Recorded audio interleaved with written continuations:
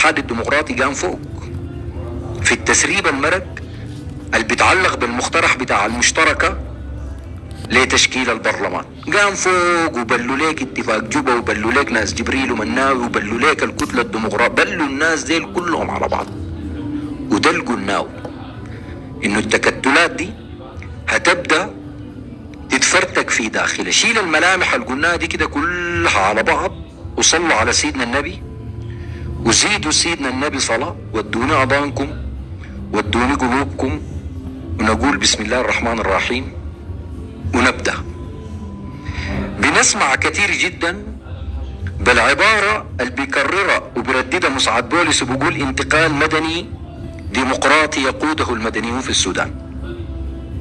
قاعدين نسمع العبارة دي كثير جدا من مسعد بولس، من دول بعينة بتقول انها دعم الانتقال المدني الديمقراطي، من الاتحاد الاوروبي، من بريطانيا، من الى اخره. انتقال مدني ديمقراطي يقوده مدنيون. لما انت تقول لي الكلام ده، لما انت تقول لي انتقال مدني ديمقراطي، انا محتاج في البداية ارجع ذاته اعرف شنو هو الانتقال ده كده. يعني شنو انتقال؟ يعني شنو انتقال؟ ببساطة شديدة الانتقال فترة مؤقتة مفترض تنقل الناس من وضع سياسي كان قائم لوضع سياسي جديد. الانتقال الديمقراطي مفترض ينقل الناس من وضع سياسي كان قائم لوضع سياسي جديد. لما تتكلم لي عن انتقال مدني ديمقراطي يقوده المدنيون، اول شيء المدنيون المقصودين هنا ما كل المدنيين، لانه في مدنيين ضد الانتقال المدني الديمقراطي، ننتبه للحتة دي. في مدنيين ما كيزان لكنهم ضد الانتقال المدني الديمقراطي، زيهم زي العساكر، زيهم زي الدعم السريع، وزيهم زي الكيزان وما كيزان، لكن بتربطوا مصالح بكيزان، بتربطوا المصالح بالكيزان. فالقوى المدنية اللي مفترض تقود الانتقال المدني الديمقراطي دي القوى المدنية المؤمنة بالانتقال المدني الديمقراطي، اللي بالنتيجة هي قوى ديسمبر المجيدة نقطة سطر جديد. قوى ديسمبر المجيدة، القوى اللي كانت مؤمنة وكانت جزء من ديسمبر المجيدة بكل اختلافاتهم، دول المقصودين لما نتقال المصطلح بتاع يقوده مدنيون. بيبقى السؤال الأول البسيط اللي أنا بطرحه، السؤال الأول البسيط، شنو ممكن يخلي عبد الفتاح البرهان بكل البساطة اللي في الدنيا يسلم السلطة لقوى ديسمبر المجيدة؟ شنو؟ الزول الطامح للحكم، الزول اللي مستعد انه شفتوا يحكم جسامين السودانيين والسودانيات، يحكم القبور، ما عنده مشكلة عبد الفتاح البرهان، ما عنده اي مشكلة. لو يتحول السودان ده لمغبرة وما عنده مشكلة، بس يكون كده حاكم. فشنو اللي بيخلي الزول ده بكل البساطة اللي في الدنيا يشيل السلطة ويدينا ليها، يديها للمدنيين؟ عشان شنو يعني؟ ما هو لو ممكن يعمل خطوة زي دي ما كان في داعي للتفاصيل اللي حصلت دي كلها. يعني الزول ده لما باقي ايام لانه تتحول الرئاسة بتاعت مجلس السيادة للمدنيين عمل انقلاب. طيب خدت ليه البرهان على جنب وجيب ليه المصيبة اللي اسمها الحركة الإسلامية اللي رجعت الآن ومسيطرة على كافة مفاصل الدولة، على كافة مفاصل الدولة. المجموعة دي اللي هي ضد الانتقال المدني الديمقراطي، لانه الانتقال ده مفترض ينهي الحالة السياسية بتاعتها ويوجد حالة سياسية جديدة. شنو ممكن يخليهم ما يعطلوا الانتقال المدني الديمقراطي؟ شنو؟ هنا خلونا نقيف نوضح حاجة مهمة، انه الحركة الاسلامية في الحرب دي احرقت خلفها جميع المراكب. ركز معاي كويس، الحركة الاسلامية قبل الحرب كان عندها ادوات عديدة مختلفة بتستخدمها. في مقدمة الادوات دي كتايب الظل اللي فصلنا فيها قبل كده بالتفصيل، كتايب الظل الما ظاهرين، كتايب الظل اللي قاعدين في مؤسسات الدولة، كتايب الظل اللي قاعدين جوا الاحزاب وقاعدين جوا لجان المقاومة وقاعدين في كل حتة في المجتمع. الحركة الاسلامية حرقت الوراها والقدامة في الحرب، ما عندها أداة من أدواتها ما استخدمتها في الحرب. حتى كتايب الظل اللي كانت خدتاهم لليوم الأسود، بالنسبة لهم الحرب هي اليوم الأسود، فقاموا حرقوا العناصر دي كلها على بعض، حرقوا كل ناسهم، ما فضل كوز مندس قاعد في حتة، قامت الحرب، كل الناس دي مرقتهم الحركة الإسلامية. الحركة الإسلامية لما تجي تتحرك في الفترة الجاية هتتحرك بمنو؟ هتتحرك بمجموعات ما عندهم علاقة بالحركة الإسلامية وما عندهم علاقة بالكيزان. هتتحرك بمجموعات بعضهم كان شايل سلاح ضد الحركة الإسلامية، وبعضهم كان شايل سلاح ضد الكيزان، وبعضهم كان في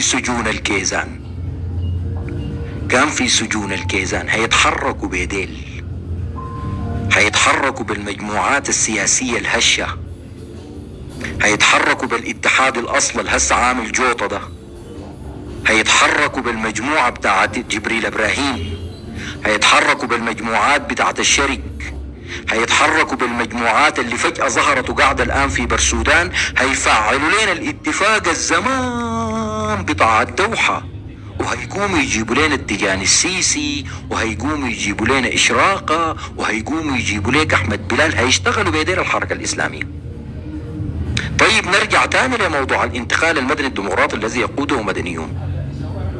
الانتقال ده الآن مواجه بشنو؟ أول حاجة مواجه بالطموح بتاع البرهان الداير يحكم، مواجه بالزول ده. أول شيء الانتقال المدني الديمقراطي مواجه بالحركة الإسلامية اللي زاد تمكينه مع الحرب. الحركة الإسلامية زاد تمكينه مع الحرب، يعني الزول اللي وقعوا معاه الآن الاتفاق بتاع جسر الفتيحاب ده كوز ني، كوز فاسد، كان ماسك استثمارات بن لادن في السودان، زاد تمكينه. يبقى التحدي الأول البرهان والقيادة بتاعت الجيش الدائرة تحكم. التحدي الثاني أمام الانتقال المدني الديمقراطي يقوده مدنيون المجموعة بتاعت الكيزان. التحدي الثالث المجموعة بتاعت المصالح، أنا بسميها الطفيليات، اللي تشكلت في الفترة بتاعت الحرب. الطفيليات، شفتوا البيوت بتاعت الخرطوم، العمارات بتاعت الخرطوم؟ لو لاحظتوا للصور في شجرة كده بتتسلق منشورة في كل الصور، في بحري، في أم درمان، البيوت بتاعت الناس قام فيها شجر مسلخ كده. شفتوا الشجر المسلخ اللي قام في العمارات ده؟ ديل قاموا في كل حتة الآن بورانا في السودان. ديل قاموا في كل حتة، بعضهم ظاهر وبعضهم ما ظاهر، وبعضهم متلفح بتوب ديسمبر المجيدة عاملين فيها انهم كانوا ثوار، وبعضهم ديل جوهر المنظومة الخالفة، ديل المنظومة الخالفة الزمان بتاعت الترابي ذاتها. المجموعة بتاعت الاسم والإصلاح والشنو كده ما عارف، والمجموعة اللي اسمها التيار الشنو كده المتقدم، ناس الشواني ومنو ديلاك، ديل كلهم عقبة أمام الانتقال المدني الديمقراطي الذي يقوده مدنيون. يبقى انت قبل ما تتكلم لي عن الانتقال ده وريني انت هتعالج الدقار التاريخي اللي قاعد لنا ده بشنو، هتشيل الدقار ده بشنو اللي انا سميتهم ليك ديل، انت هتزحهم كيف من المشهد عشان تقدم المدنيين المؤمنين بالانتقال المدني الديمقراطي. عشان تعمل الحاجة دي لو انت صادق فيها، انت قدامك درب من اتنين سياسة ما في غير الدربين ديل، الدرب الاول درب خيانة، والدرب الثاني درب وطني. درب الخيانة انك تجمع بريمر جديد نسخة سودانية وتبقى انت المالكي. درب الخيانة الوطنية عشان تحقق الموضوع ده انك تجي ورا بريمر جديد حاكم عام للسودان. الحاكم العام ده يكون بريطاني، يكون فرنسي، يكون امريكي، ايا كان، يكون هو الحاكم العام. الحاكم العام ده يجي محمولا على الطائرات الامريكية، يجي يدقوا ليك السودان ده كله يا معلم، يجيبوا الحاكم العام ده ويجيبوا النموذج بتاع المالك السوداني وتجي تحكم انت كانتقال مدني ديمقراطي. ده الدرب الاول الما اخلاقي وما وطني. الدرب الثاني وهو المفقود تماما انك تجيبك الرافعة الجماهيرية، وانك تجيبك الحركة الجماهيرية، وانه يجيبوك اصحاب المصلحة في الانتقال المدني الديمقراطي. وده الان احنا ما شغالين عليه، بأي حال من الأحوال. بخلاف الخيارين الاثنين ديل، يبقى المصطلح اللي بيقوله مسعد بوليس ده مقصود به الشراكة المدنية العسكرية. يبقى الانتقال اللي بيتكلم عنه مسعد بوليس الممكن يحصل سياسة. أنا بتكلم يا أخواننا ما أحلام ولا أماني ولا أمنيات، سياسة انتقال مدني ديمقراطي يقوده المدنيون، الصيغة الممكن تحصل في واقعنا ده هي الصيغة بتاعت الشراكة المدنية العسكرية. نقطة سطر جديد. لكن ما الشراكة المدنية العسكرية الزمان، ما الشراكة المدنية العسكرية بتاعت الوثيقة الدستورية. شراكة مدنية عسكرية جديدة. قوام شنو؟ قوام مجموعة بتاعت فاسدين ديل بيمثلهم البرهان والتيار القاعد في برسودان. ديل هيبقوا جزء من الشراكة، ما عسكر بس، عسكر ومعاه مجموعة بتاعت الطفيليات القاعدة من حوله من جهة تانية. ما الأحزاب السياسية يا زول، ما حزب الأمة، ما الاتحادي، ما صمود بشكلها القاعد ده، إنما جزء منها.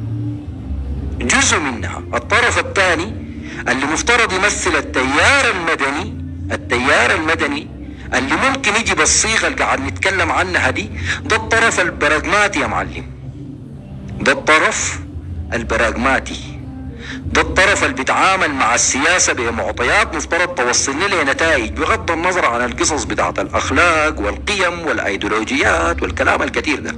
أحزاب ما دايرين، أصله ما دايرين أحزاب. ما تقول لي مؤتمر سوداني، ما تقول لي اتحادي، ما تقول لي حزب أمة، ما تقول لي بعث، ما تقول لي شيوعي، جيب لي أسماء بس، أسماء معينة بتاعت مدنيين يرشوهم بخار على الليلة بتاعتهم دي. بعد ما تجيب الأسماء دي وبعد ما تجيب المجموعة بتاعت العسكريين اللي بيمثل البرهان والطفيليات اللي قاعدة حول البرهان، الحلة لسه ما قامت، ناقصة حاجة واحدة بس الحلة دي عشان ما تقوم.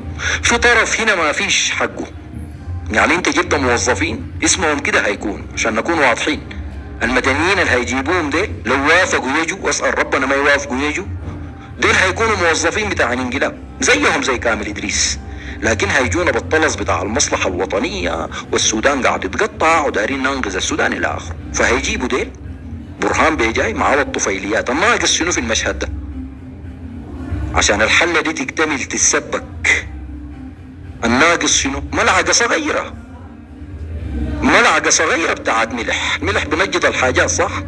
الملعقة الصغيرة بتاعت الملح دي تحالف تأسيس. لا سلام جوبا مع الناس البرهان، مع الطفيليات.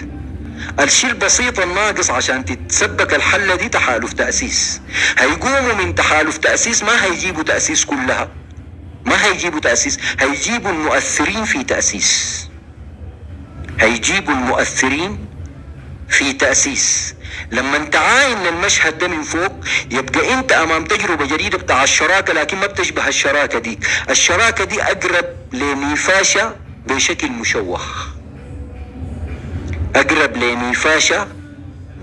مشوه، ليه بشكل مشوه؟ ليه